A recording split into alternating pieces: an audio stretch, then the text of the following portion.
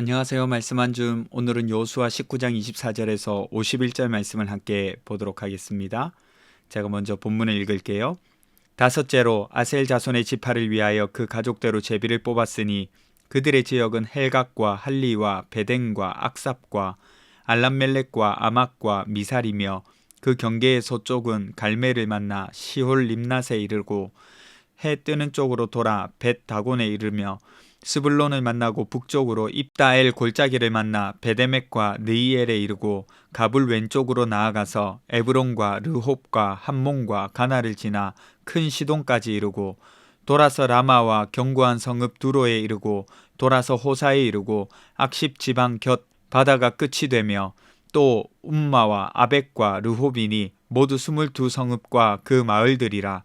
아셀 자손의 지파가 그 가족대로 받은 기업은 이 성읍들과 그 마을들이었더라.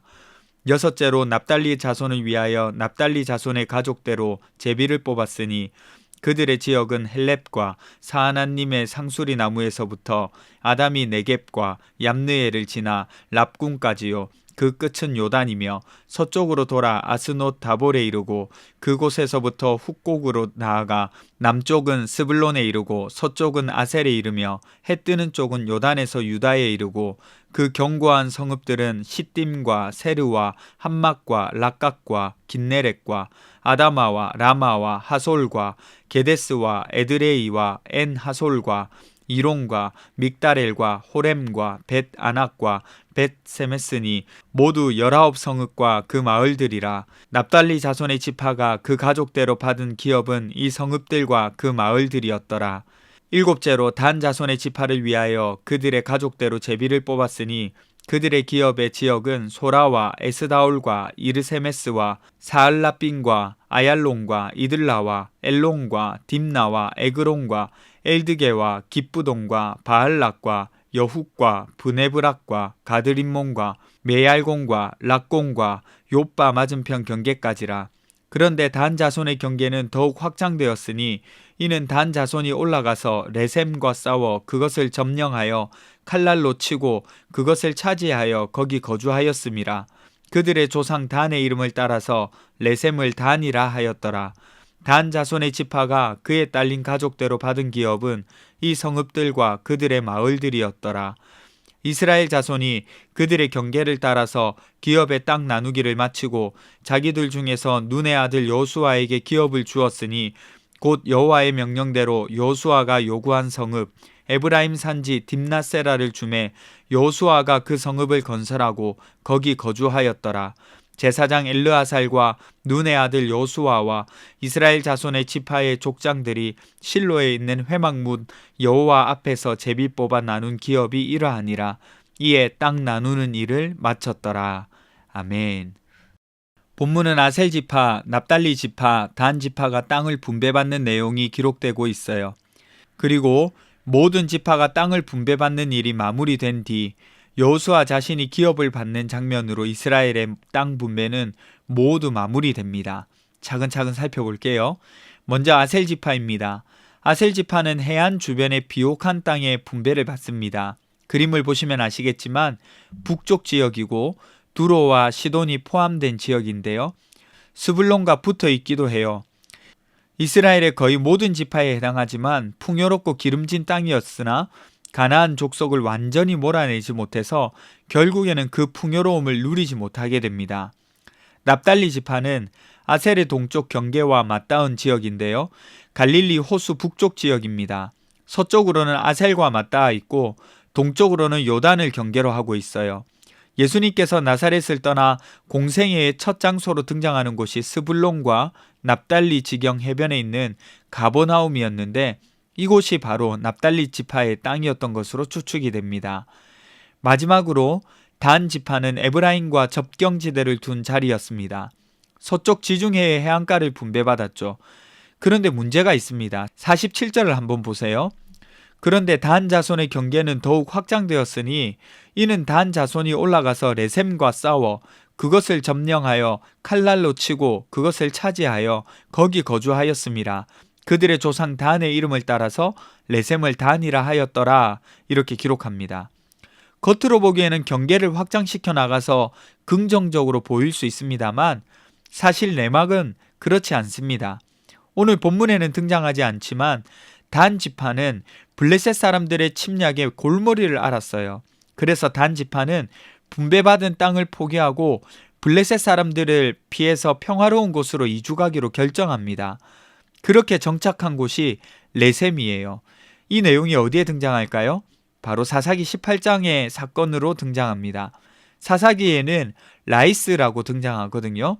이에 5사람이 떠나 라이스에 이르러 거기 있는 백성을 본즉 염려 없이 거주하며 시돈 사람들이 사는 것처럼 평온하며 안전하니 그 땅에는 부족한 것이 없으며 부를 누리며 시돈 사람들과 거리가 멀고 어떤 사람과도 상종하지 아니함이라. 사사기 18장 7절 말씀이에요. 레셈과 라이스 같은 성의 이름입니다. 그리고 그것을 단이라고 하죠. 정탐꾼 5명이 살펴보니까 다 좋았습니다. 그래서 그곳에 정착하기로 한 거죠. 이 과정에서 미가의 집에 있던 레위 청년 제사장을 미가에게서 빼앗듯이 데리고 가서 제사장으로 삼습니다. 은신상과 에봇, 드라빔도 빼앗고요. 그리고 그곳에서 미가의 신상을 세워놓고 제사장도 세워서 우상 숭배로 그들의 지파 역사를 시작합니다. 사사기 18장의 유명한 사건이거든요. 그렇게 아주 멀리 떠나서 이스라엘의 가장 북쪽 헐몬산 접경지대로 이주를 가는 거죠. 이 역사가 어떻게 이어지는지 아세요? 놀랍게도 이스라엘이 남북으로 나뉘었을 때 우상 숭배의 중심지가 됩니다. 백성들이 북이스라엘에는 성전이 없어서 남유다로 넘어가는 것을 염려했던 이 여로보암이 대책으로 마련한 것이 금송아지를 세우고 하나님이라고 불렀던 것인데 그곳이 바로 단이었습니다. 여러분 놀랍지 않으세요? 오늘 본문의 마지막은 여호수아가 기업을 분배받는 장면이 나와요. 모든 분배가 끝난 뒤에 마지막으로 여호수아가 딥낫세라 곧 에브라임 산지의 기업을 받습니다. 그리고 이에 땅 나누는 일을 마쳤더라 라고 기록하면서 대망의 가나안 땅 점령을 마무리하죠. 여러분 앞에서 살펴봤지만 우리는 하나님이 주신 자리에 만족하지 못하고 자기 방식대로 길을 찾으면 성공할 것 같지만 더 좋은 삶을 살 수 있을 것 같지만 그렇지 못하다는 교훈을 얻을 수 있어요. 단의 입장에서는 비록 어려움은 있었을 겁니다. 그러나 그 땅이 하나님께서 약속하신 땅이라는 것을 알아야 했어요. 그들이 땅을 정복하고 가나안 족속과 싸우면서 배웠던 것도 그거 아니었습니까? 믿음으로 싸우며 순종하면 이해하지 못해도 차지할 수 있다는 것을 배웠을 거예요. 그러나 그들은 그 믿음의 순종을 끝까지 지키지 못했던 겁니다.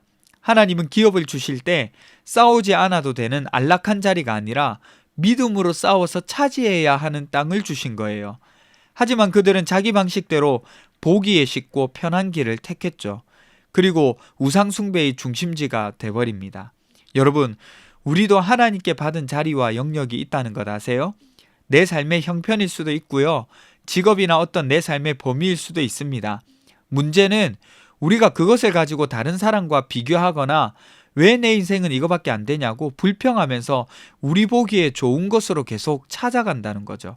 그 과정이 하나님의 인도하심으로 이어지면 좋겠지만 그렇지 않고 내 방식과 내 보기에 편한 것으로 이어진다는 거예요. 그렇게 우리는 신앙의 중심이 흐려지고 또 유혹을 받는다는 겁니다. 여러분 그거 아세요? 우리의 신앙은요, 더 좋은 조건과 환경에서 꽃을 피우는 것이 아니라 주어진 자리에서 하나님을 만나는 데서 꽃을 피우고 열매를 맺습니다. 이 사실을 꼭 기억하셨으면 좋겠어요. 기도합시다. 첫 번째는요, 비교하거나 불평하여서 벗어나기보다 그리스도 안에 머무르는 복을 허락해 주세요. 두 번째는 환경과 상황 때문에 걱정과 염려하지 않고 하나님을 만나는 기쁨을 누리게 해주세요. 우리 함께 기도하겠습니다.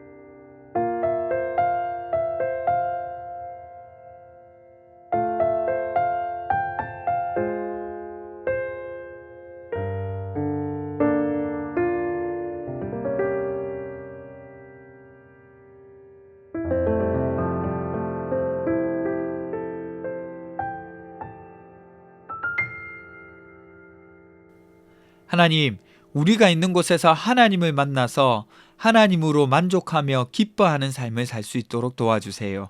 예수님 이름으로 기도합니다. 아멘. 여러분, 오늘 휴일입니다. 몸도 마음도 평안히 쉬는 시간들 되었으면 좋겠습니다.